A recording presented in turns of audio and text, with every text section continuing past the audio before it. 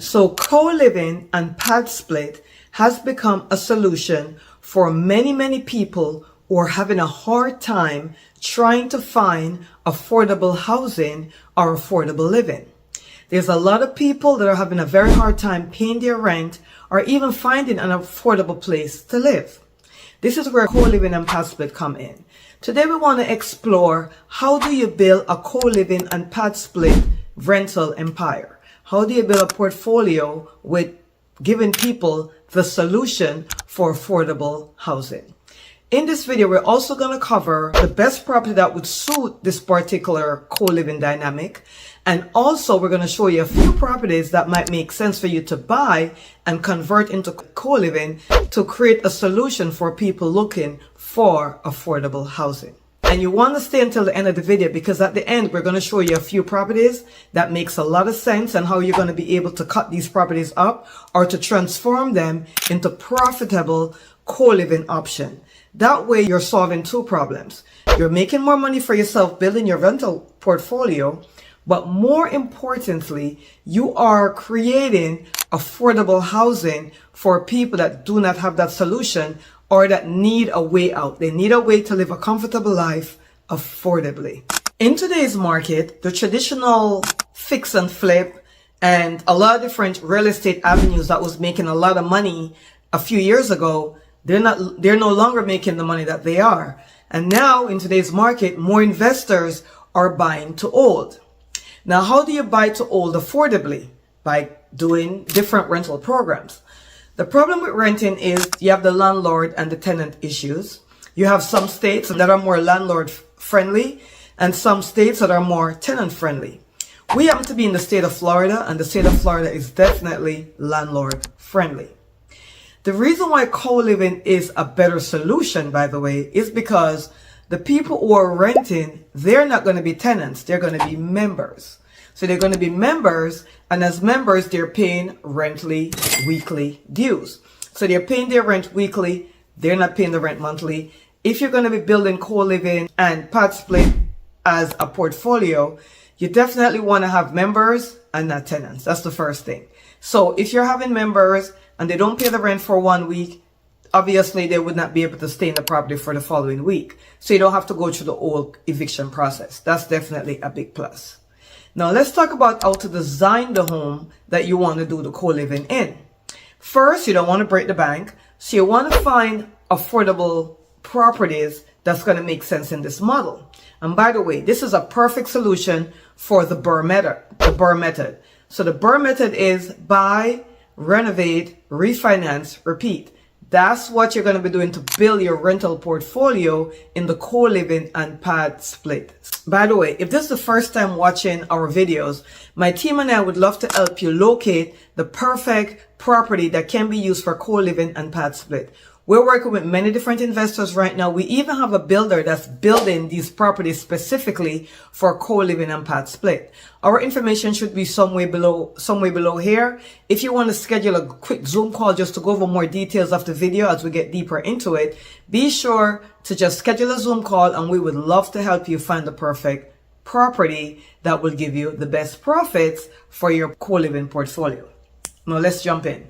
So we want to find a home. We could find a traditional home, a 3-bedroom home, a 4-bedroom home, whatever the home is. We could find a traditional home, and then we're going to convert that home into a co-living space, or we're going to work with one of the builders that we're working with that will build it for you. You actually have 3 choices. The first choice is you go and you get a traditional 3 or 4-bedroom home, and then you split it up into adding additional rooms. How do you do this? By converting the garage. Make sure you get in permit and all that great stuff to do this, guys. But you could add an additional 2 rooms in the garage. You could convert the living room or the family room into another room. So that's the first way of doing it. The second way of doing it is to actually get a 3-bedroom, 4-bedroom, 5-bedroom home, get rid of everything and create a co-living space. So that means you're going to reconfirm all the rooms in the home. You're going to completely renovate it, especially if you're doing the BRRRR method. Because I know that there's going to be investors eventually looking for homes that's already set up for co-living or for PadSplit. So you could get a home and you could, maybe one of the bedrooms is big enough so you could make that into 2 rooms instead of 1. So those are the things that you could do. Now, if you're going to be doing that, here's some things to keep in mind. Make sure each bedroom could fit a queen bed, a little desk and chair area, and also maybe a small refrigerator and a microwave if you so choose, and then also a 32-inch TV on the wall and a ceiling fan. If you're renovating the entire property into co-living, make sure each room has its own AC split. That way the person in that room can control the air. Why is that important? Because the more convenient you make it for each member, then the more money you could charge per room. Also, if you're able to give direct access to each room, meaning if each room, and I know it's going to be hard to do if you're not building from scratch, but the more rooms you're able to give their own direct access to outside, the better. For an example, if you are doing a family room and the family room has a sliding door that leads to the outside, you could probably split it up where that person would be able to have a door from there to go exactly outside.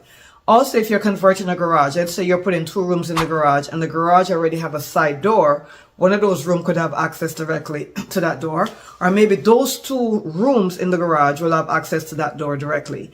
So the more you're able to give direct access to outside to the rooms, the better. That's not a must, but the better. Also for the kitchen, if you're going to be transforming the kitchen, here's what you're going to do. You're not going to want to have a refrigerator that has an ice and water dispenser because that creates too many problems and breaks too often. So you're going to want to have a refrigerator that does not have the ice or water dispenser on the door. You also don't want to have a glass top cooktop. You do not want to have a glass top stove. You want to have the electrical stove with coils in them. That way they can't break the glass top, right? You also want to eliminate the garbage disposal. Garbage disposal needs to be reset so many different times. So just completely eliminate the garbage disposal. Same thing with the dishwasher. You're not going to need a dishwasher. Nobody renting a room is going to go run a dishwasher or, have enough plates in the dishwasher to run an actual load. So the dishwasher doesn't make any sense. Next thing you're going to do is you're going to want to make sure that your washer and dryer is coin operated. You don't have to do it, but we suggest that. Why? Because it will cut down on the amount of time people are going to go do their laundry. If they don't have to pay to do their laundry, they're going to be doing the laundry all the time. So if they have to pay to do the laundry, they're going to think about, do I really need to be doing my laundry right now? You're also going to assign different pantries or different cabinets to each room. So if you're doing a full reno to convert it to completely co-living, you want to have a pantry, a little cabinet set up for each room. If you're not doing a full reno, you're doing a regular kitchen, just make sure you have a lock and key on each cabinet. Make sure you section it off. So, room 1 has cabinet 1 and 2, room 2 have cabinet 3 and 4, however you want to do it. You also want to have a smart lock on every single bedroom door. Each bedroom door is going to have a smart lock, and the main entry door is also going to have a smart lock. That way, you're going to have a code, and if the member doesn't pay the rent for that week, you just change the code, they can't get in the room. Simple. You're also going to want to have an area where you have backup keys for each room. Because remember, with the smart lock, if you're not paying attention to it, the battery could run out and it won't work. It won't let the person in. So you're going to have an area where you have a lock box. You have a bunch of different lock boxes. Each lock box has a key for each door. That way, if the member calls and say, hey, I can't get in my door, you could say, okay, go to this section, use this lockbox code to open the box to get the key. Once you give that code out the first time, though, you want to make sure you go ahead and change that code, because just imagine that same member is not paying their rent anymore. They're going to know exactly how to get in that room. So every time you give a code out to a member because they're locked out and they can't get in the room, you want to make sure you change the code on that lockbox at the same time. Another thing is you're going to want to have a cleaner to come in. The cleaner is going to come in and they're going to clean twice a month or once a month. They're going to clean all the common areas, including the kitchen and all the common areas bathroom. So if they're sharing bathrooms, they definitely want to make sure they clean it. The ideal co-living is for each bedroom to have its own bathroom. That's not completely necessary. However, the rooms that has their own bathroom will give you premium. They'll pay a premium price. Right now in the Orlando area, we're seeing rentally rooming. The members are paying between anywhere from $200 to $350 per week per room, based upon the location, the amenities. Do they have their own entrance in? Are they able to control their own air? Are they able to? Do they have their own bathrooms? Those are the stuff they're going to look at. Now you want to make sure if they do not have their own air conditioning unit, their own split AC system, then you want to make sure the central air of the home is locked. So you want to lock it either at 74, or at 72, or at 70, whatever the degrees is you want to have for the core of the home, and you want to lock that thermostat, because if you don't lock it, people are going to go and mess with it. If you're doing central air, meaning you're providing the air conditioning for all the rooms and they don't have control over their own air conditioning system, then you want to make sure you have a ceiling fan in every room. That way, if it's not cold enough, they could put their fan on. And a lot of these fans also could do the reverse and supply heat. So you want to look into that. If you're doing a refrigerator and a microwave per room, that means you're going to put a small mini refrigerator and microwave in some of the rooms or in all the rooms, I don't know, based upon the space. Then you want to make sure that every time somebody is going to rent that room, that you check to make sure it's working when they go in. So if after they leave, it's not working, let's say they spend 3 to 4 months in the room and then they leave and it's no longer working, you know it's them. But you need to make sure that if you're supplying that because these refrigerator and microwaves, sometimes they go bad and you don't know who caused the problem. So if you're supplying a refrigerator or microwave in the room for the member, you want to make sure you check before they start renting. That way, if anything up, and then when they leave, you check again. So you're able to pinpoint who is causing the problem, and you could hold on to their deposit for the replacement. Super important. Now, what we're also finding is people are typically spending between 3 to 6 months in the room that they're renting, which is great.